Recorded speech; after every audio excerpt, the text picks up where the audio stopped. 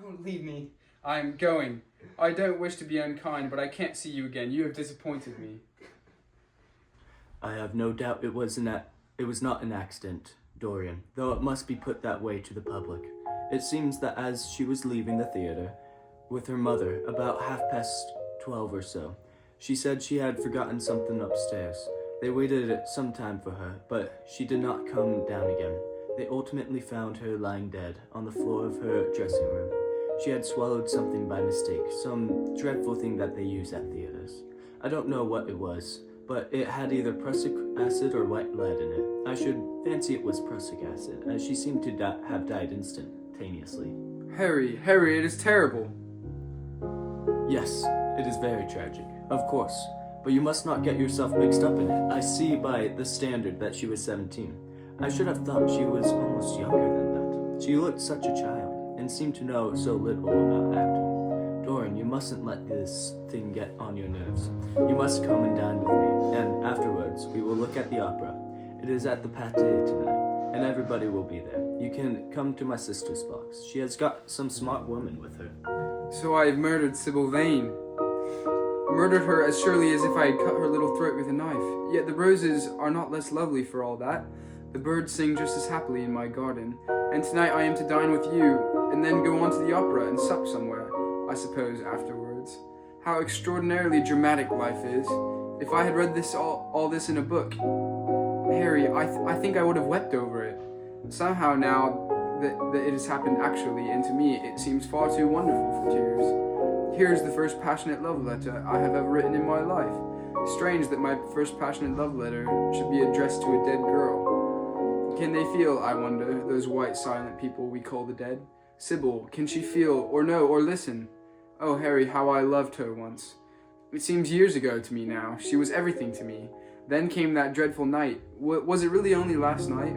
When she played so badly and my heart almost broke? She explained it all to me. It was terribly pathetic. But I was not moved a bit.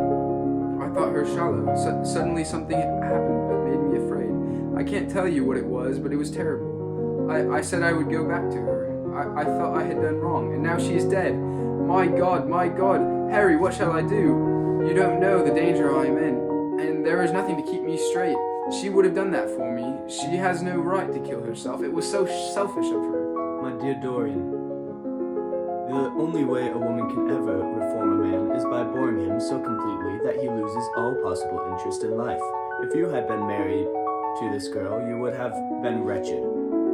Of course you would have treated her kindly.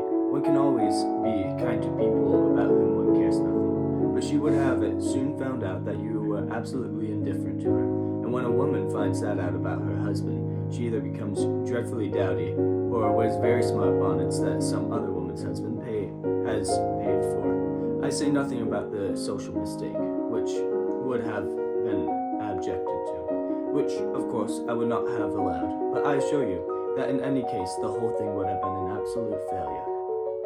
I'm afraid that women appreciate cruelty, downright cruelty, more than anything else. They have wonderfully primitive instincts. We have emancipated them, but they remain slaves looking for the masters all the same. They love being dominated.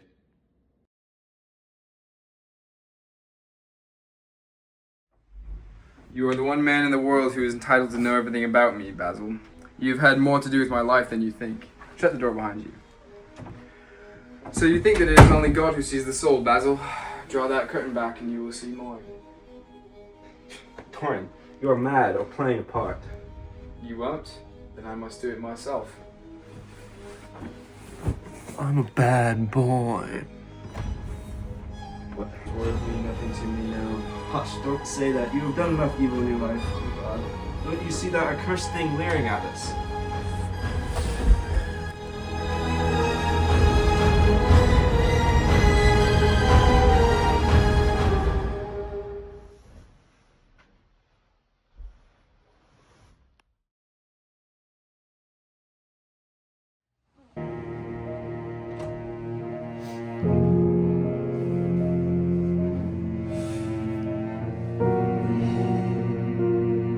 I must destroy this wretched portrait once and for all.